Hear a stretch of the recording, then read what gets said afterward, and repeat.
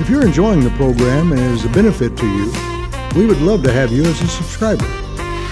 You can do so by clicking on the subscribe button below and then click on the bell. As a subscriber, you will be notified when new programs are available. And now for today's topic. Human beings are emotion-based to say the least. Our first reaction to anything is almost always emotional. Don't misunderstand.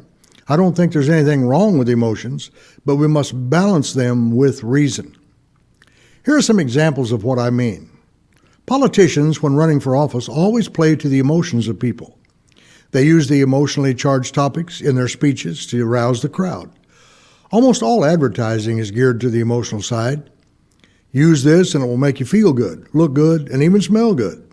Buy this car and you will be the envy of everyone. And on it goes. From the houses we live in to the smallest essentials, the sales pitch is always to our emotions. It causes many to try to live beyond their means, which can cause many heartaches.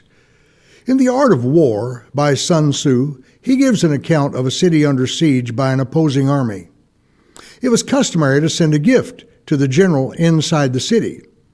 The opposing general, wanting to shorten the siege, counted on the city's general being emotional, and it worked. The opposing general had his men urinate into large urns, covered them, and sent them into the city. When the king in the city saw them, he supposed they were wine or fine oils, but upon opening them, he saw what they were. He became enraged and immediately ordered his army to leave the city and attack the besieging army who were lying in wait. Once outside the city, they fell into the trap prepared for them, and the city was lost. This is exactly the reaction the opposing general wanted, and he won the city.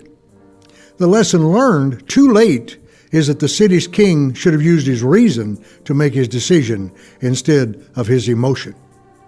When the emotions rule instead of wisdom and reason, it usually brings about negative results. In Proverbs chapter 8, verse 35, we read this: "For whoever finds me finds life and obtains favor from the Lord." He is speaking here of wisdom. Whoever finds wisdom finds life.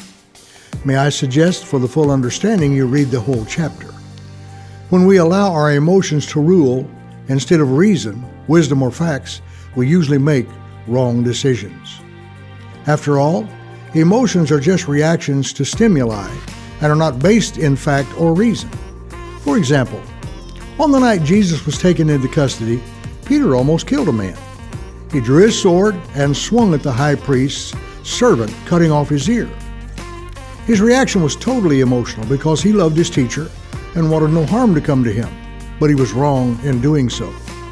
Jesus calmly tells him to put his sword back in its scabbard and then heals the man that was wounded.